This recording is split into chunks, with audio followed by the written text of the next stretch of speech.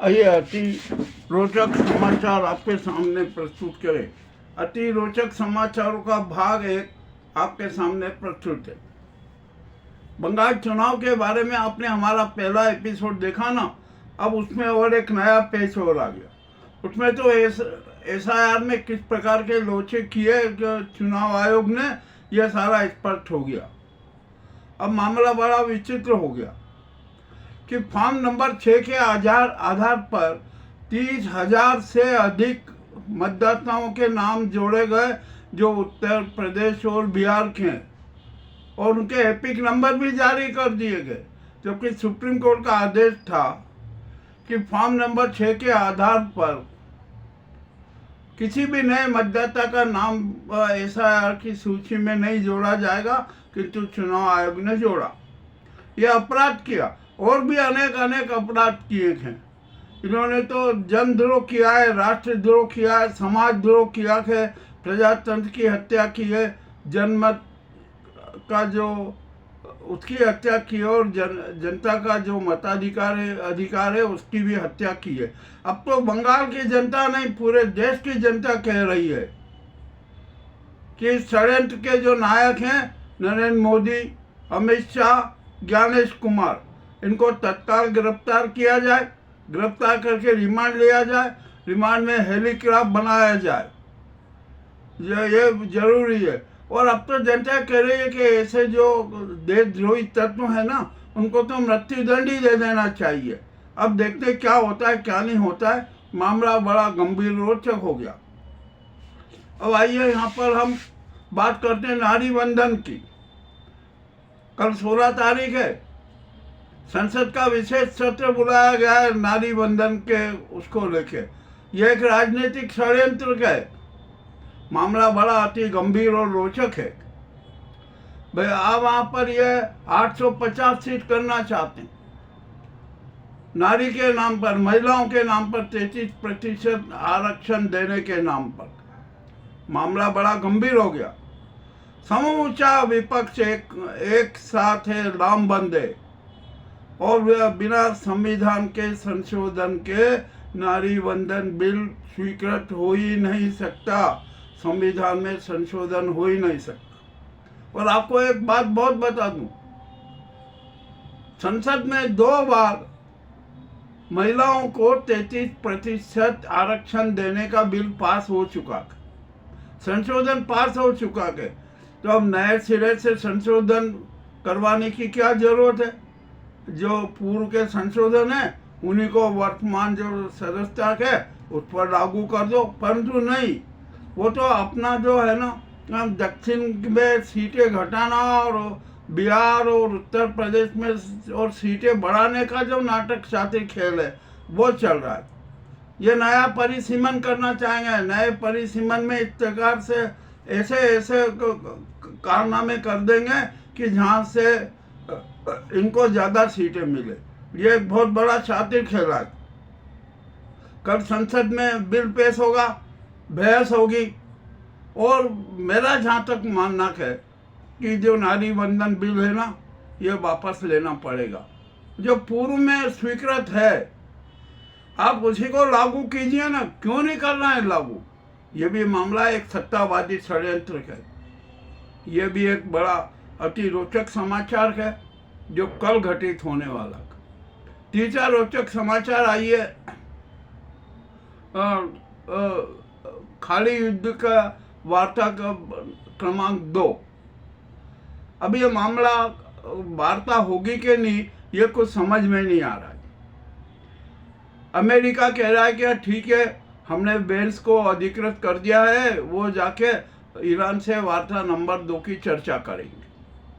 जो भी होगा, कौन किसको क्या प्रपोजल देगा, क्या होगा, क्या क्या स्वीकृति होगी, ये इस पर चर्चा होगी। परंतु ईरान के प्रवक्ता ने कहा कि हमें तो किसी प्रकार की कोई सूचना ही नहीं है कि वार्ता क्रमांक 2 होने का है। आखिरकार ये शगुफा कौन छोड़ रहा है? क्या ये अमेरिका की तरफ से छोड़ा जा रहा है? मामला बड़ा विचित्र है। और युद्ध विराम अब 45 दिन के लिए बढ़ाया जाएगा। इसका भी एक बात आई है। अच्छा है, युद्ध का जो 45 दिन के लिए बढ़ जाए तो कोई बुरी बात नहीं है, युद्ध विराम हो जाना चाहिए।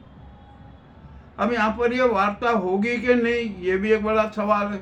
चलिए आप वार्ता करने बैठे तो वार्ता कैसा कीजिए कि राष्ट्र संघ के मध्यस्थता में और उसकी अध्यक्षता में शांति वार्ता प्रस्ताव 2 को लाइए, उसमें मान्य कीजिए, उसमें अपनी अपनी सारी शर्तें बताइए और कौन किन किन पे सहमत है वो सारा लिखित रूप में दीजिए। ये मामला होना चाहिए। परंतु अभी तो ईरान की तरफ से कोई प्रस्ताव के पक्ष में कोई बात नहीं आई है। ईरान के पक्ष में कहा कि हमें अभी तक, जब मैं वीडियो अपलोड कर रहा हूँ ना, जब तक उनके पास में कोई सूचना नहीं है। अब देखते हैं कल क्या होता है, क्या सूचना आती है क्या नहीं होती। अब आइए हम इजराइल के नेतन्याहू की बात करें। नाहू अब बहुत बड़े संकट में घिस गए। तीन मोर्चे पर संकट में घिरे हुए, लेबनान मामले में घिरे हुए, ईरान पर हमला करवा कर उसमें घिरे हुए, और अब तो अपने घर की अदालतों में भी घिरे हुए। मामला बहुत गंभीर हो गया। इजराइल की आर्थिक स्थिति डामाडोल होती जा रही है, यह भी एक बड़ा विचित्र कारण बन गया। सेना में सैनिकों की कमी हो गई है, कहीं कोई भर्ती नहीं होना चाह रहा है, तो वहाँ पर जो शिक्षक हैं, जो लोग हैं, अन्य लोगों को भर्ती करने के लिए मजबूर किया जा रहा है। परंतु अब देखते हैं क्या होता है क्या नहीं होता है।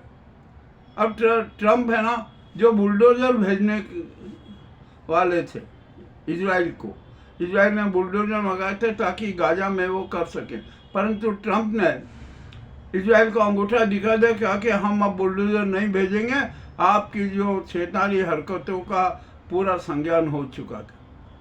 और इसी के साथ साथ नेतन्याहू के खिलाफ 10 बड़े देशों ने भी उससे संबंध तोड़ लिया, और जो 26 राष्ट्र थे जो उसके साथ थे, जो उससे संबंध रखते थे, उन्होंने भी संबंध तोड़ दिए। अब इजराइल में सैनिकों की कमी हो रही है, तो एक बहुत बड़ा बहाना है कि भारत से है ना बेरोजगारों को रोजगार देने के नाम पे अब इजराइल बुला लिया जाए और उन्हें 5, 6, 7, 10 दिन की ट्रेनिंग देके उनको युद्ध के उसमें झोंक दिया जाए। परंतु अब यह भी संभव नहीं होगा। अब यहाँ से एक भी बेरोजगार युवक इजराइल नहीं जाएगा, यह भी स्पष्ट हो चुका है। मामला बड़ा विचित्र और रोचक होता जा रहा।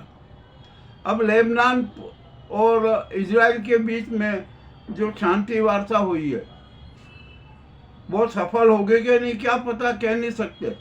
आज तो हिजबुल्लाह ने इजराइल पर बहुत तगड़े हमले किए, बहुत ज़्यादा हमले किए। सीरिया में भी कुछ हमलों की बात आई है, कई ईरान के कुछ एक क्षेत्र में भी हमले की बात आई है। तो अब ये मामला तो चल ही रहा, ये छुटपुट घटनाएं तो चलती ही रहेगी। परंतु अब तो लेबनान ने भी, सरकार ने कह दिया कि हम हिजबुल्लाह के खिलाफ नहीं जा सकते, और जो इजरायली सेना है वो लेबनान की सीमा के बाहर खड़ी रहे। ये भी सारा प्रपोजल हो गया। अब देखते हैं क्या स्थिति बनती है क्या नहीं होती है। मामला तो अति रोचक हो गया कर। और ये मोदी, अमित शाह और ज्ञानेश कुमार की खटिया खड़ी हो गई। अब तो उनके पास में कोई चारा ही नहीं बचा। अब यहाँ पर एक सवाल उठता है, क्या बंगाल का चुनाव आगे बढ़ाया जाएगा? सवाल ये है, या अभी जो चुनाव की घोषणा की गई है वो रद्द की जाएगी, और यदि रद्द नहीं की गई तो मामला और ज़्यादा हो जाएगा। जो चुनाव होगा ना वो चुनाव भी अवैध ही माना जाएगा, इसमें भी कोई शंका नहीं है। मामला बड़ा विचित्र हो गया। अब आ जाइए जरा बिहार की तरफ। बिहार में भी राजनीतिक खेला होना शुरू हो गया। सम्राट चौधरी के खिलाफ भाजपा में बगावत हो गई। जेडीयू ऑलरेडी बगावत में है। जो विजय सिन्हा है उन्होंने तो खुल के बगावत कर दी, और मोदी और अमित शाह को डर था कि बिहार में बगावत होगी, निश्चित होगी। इस कारण वे सम्राट की शपथ विधि में भी नहीं आए। अच्छा क्या नहीं आए, नहीं तो और बेइज्जती होती। अब मामला बड़ा गंभीर हो गया है। अब इस मामले को कैसे कैसे सुलझाया जाएगा कुछ भी नहीं है। हाँ, परंतु हम एक बात कहते हैं, ये मामला, भारत का मामला बहुत आसानी से सुलझ सकता है और राष्ट्रपति चाहे तो आज इसी वक्त से सुलझना शुरू हो जाए।